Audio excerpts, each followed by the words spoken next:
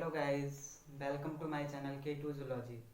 हमने अपनी last video में आपको स्पर्मेटोजेनेसिस की प्रोसेस से कैसे स्पर्म फॉर्मेशन होता है ये आपको बताया था। आज के चैप्टर में हम आपको बताएंगे ह्यूमन स्पर्म का स्ट्रक्चर कैसा होता है, स्पर्म के बारे में बताएंगे आपको। तो ह्यूमन स्पर्म क्या है? एक मेल गैमीट है जो कि हैप्लॉइड होता है। मेल गैमीट हैप्लॉइड होने का क्या मतलब है? इसमें 23 क्रोमोसोम्स होते हैं। स्पर्म को सबसे पहले ऑब्जर्व किया था एंटोनी फिलिप वॉन लेवेनहॉक ने 1677 में। इन्होंने जब ऑब्जर्व किया था तो इन्होंने अपनी डिस्कवरी को डिस्क्राइब किया था अपने लेटर में, जो कि रॉयल सोसाइटी को इन्होंने लिखा था। डी नेटिस ए सेमीन जेनाइटल एनिमल क्यूब। इनका जो लेटर था इस नाम से था, डी नेटिस ई सेमाइन जेनाइटल एनिमल क्यूब। आप देखेंगे स्पर्म का डेली प्रोडक्शन जो होता है ह्यूमन में, वो 200 से 300 मिलियन स्पर्म्स का फॉर्मेशन डेली होता है ह्यूमन जेनिटल अपर्चर में या टेस्टिस में, सेमनिफरस ट्यूब्यूल्स में। और जो स्पीड है फीमेल जेनिटल ट्रैक्ट में स्पर्म की, वो है 3 mm/मिनट। और लाइफ और फर्टिलिटी मेल जेनिटल ट्रैक्ट में इसकी है 3 to 4 months। And life and fertility in female genital tract 24 to 28 hours है। और आप देखेंगे सभी एनिमल्स में अलग अलग तरह के स्पर्म्स स्ट्रक्चर होते हैं, अलग अलग तरह की इसमें टेल्स होती हैं। आप देखेंगे स्कैरिस का जो स्पर्म होता है वो नॉन फ्लैजलेट और अमीबॉइड होता है।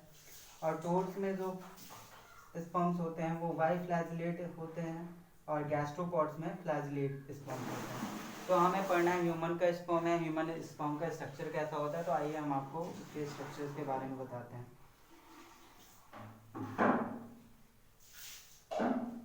स्ट्रक्चर की बात हम करेंगे तो स्ट्रक्चर्स का मेनली 4 पार्ट में होता है। सबसे पहला पार्ट है इसका हेड,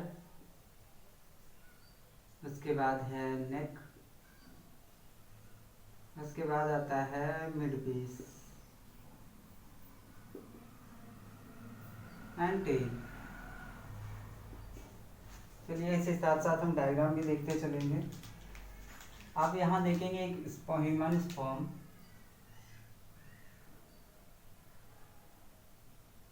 सबसे ऊपर टॉप का स्ट्रक्चर होता है, उसको हम कहते हैं एक्रोसोम। ये थोड़ा सा कोनिकल स्ट्रक्चर होता है। एक्रोसोम से नीचे न्यूक्लियस होता है इसका।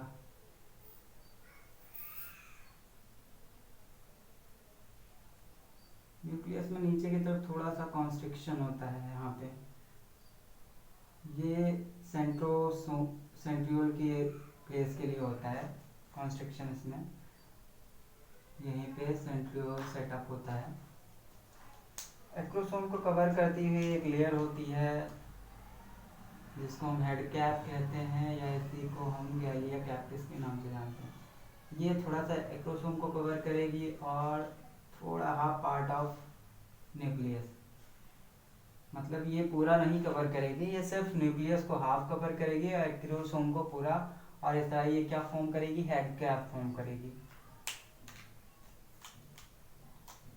हेड कैप के ऊपर ये जो है प्लाज्मा मेम्ब्रेन होगी जो पूरा न्यूक्लियस को भी कवर करेगी पीछे तक।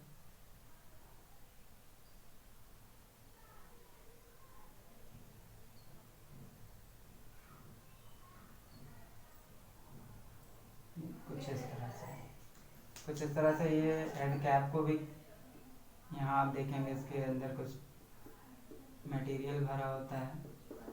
और न्यूक्लियस में साइड क्रोमैटिन मटेरियल होता है, डीएनए। जो ये डीएनए है वो क्या करेगा? जेनेटिक मटेरियल जो है वो डीएनए है इसका, और ये इनहेरिटेंस जो कैरेक्टर्स हैं पेरेंट्स से वो प्रोजेनी में ले जाएगा। और इसके पीछे यहाँ आप देखेंगे 2 सेंट्रियोल होता है। 2 सेंट्रियोल होता है, एक डिस्टल एक प्रॉक्सिमल सेंट्रियोल होता है।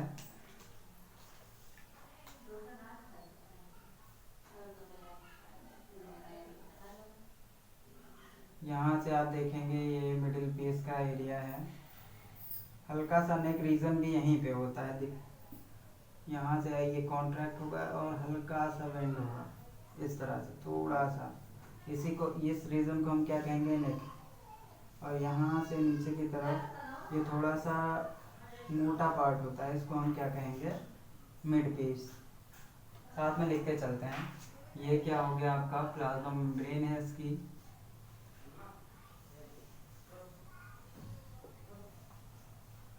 प्लाज्मा मेम्ब्रेन, ये नीचे जो है लेयर, इसको गैलिया कैप्टिस कहते हैं।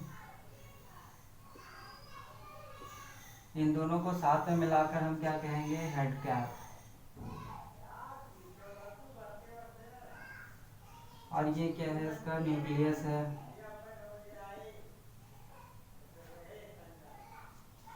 न्यूक्लियस से आप देखेंगे नीचे की तरफ, यहाँ से ये जो इसका प्रॉक्सिमल सेंट्रियोल है,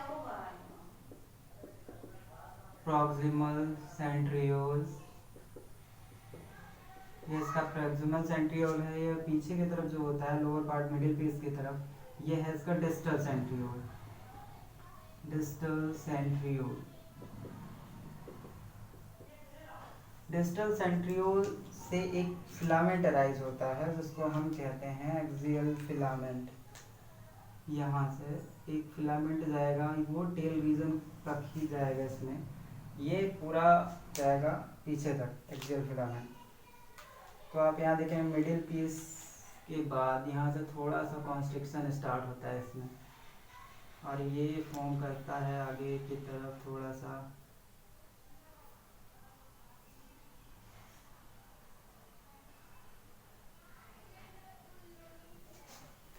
पीछे की तरफ जाएगा ये पूरा आराम से।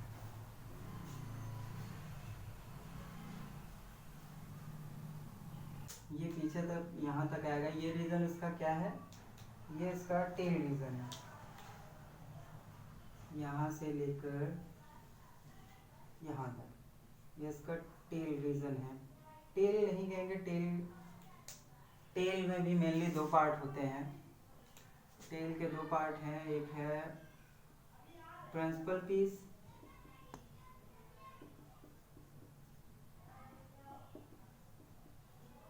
And second is end piece.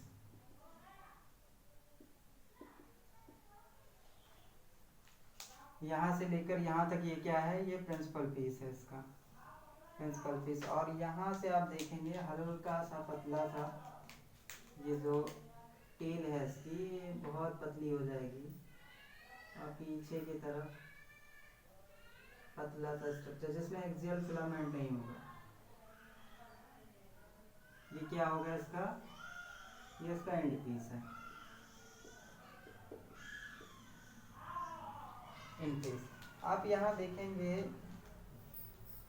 यहाँ पे इस रीजन में जिसको हम कहते हैं मिड पीस, मिड पीस में क्या होता है कि एक माइटोकॉन्ड्रियल स्पाइरल होता है, यानी कि यहाँ पे माइटोकॉन्ड्रिया होती है। ये स्ट्रक्चर हम ऐसा बना रहे हैं, लेकिन एक्चुअल में ये इस तरह से स्ट्रक्चर होता है। इसका अगर हम सेक्शन काटेंगे तो थोड़ा सा इस तरह से स्ट्रक्चर होता है, मतलब ये टेल जो है राउंड राउंड है, और यहाँ पे बीच में ये फिलामेंट गया होगा, और जो माइटोकॉन्ड्रिया है इस तरह से किनारे किनारे इसके रहती है, सेटअप रहती है माइटोकॉन्ड्रिया किनारे किनारे। तो हम इस तरह ये इसलिए बना दे रहे हैं कि स्पाइरल होती है, मतलब चारों तरफ होती है। ये क्या है, माइटोकॉन्ड्रियल फिलामेंट है। इसको हम क्या कहेंगे, इसको हम कहेंगे माइटोकॉन्ड्रियल स्पाइरल।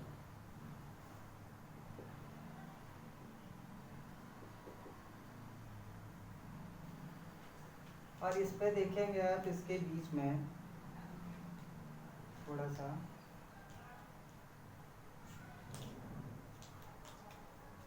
इस रीजन में हल्का सा जो साइटोप्लाज्म होता है, डेंस साइटोप्लाज्म होता है, इन सब में यहाँ सब पे साइटोप्लाज्मिक लेयर फॉर्म करता है, कि साइटोप्लाज्म को हम कहेंगे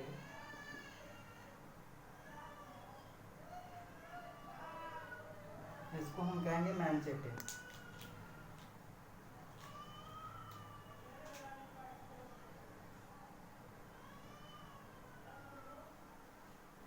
और इस मिड पीस के नीचे वाले रीजन में यहाँ पर एक रिंग होगी जिसको हम कहेंगे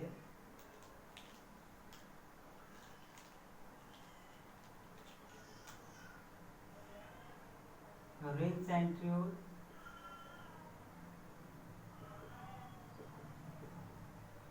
और एनुलस रिंग कहते हैं इसको।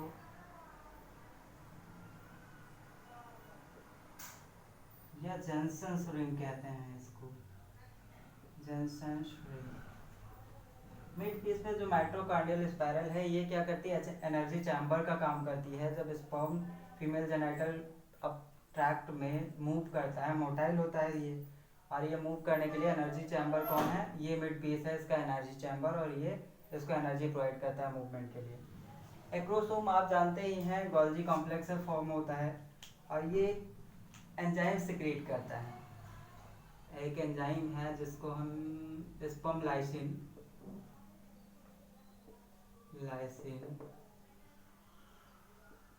हाइल्यूरोनाइडेज के नाम से जानते हैं। ये क्या करता है, ये जब फर्टिलाइजेशन का टाइम होता है, जब ये एग के पास जाता है तो ये एग की वॉल को डिसॉल्व करने का काम करता है, ताकि ये स्पर्म एग में एंट्री आसानी से कर सके। एक जो ह्यूमन स्पर्म की साइज होती है वो लगभग 3 to 4 मिली माइक्रोन होता है इसका हेड, और जो इसका टेल पार्ट होता है, टेल होती है लगभग 50 मिली माइक्रोन की, इसकी टेल होती है। तो बस दैट्स ऑल फॉर टुडे। तो अगला टॉपिक हम पढ़ेंगे फीमेल गोनैड एंड oogenesis के बारे में, नेक्स्ट टॉपिक में हम पढ़ेंगे। Thank you for watching my video.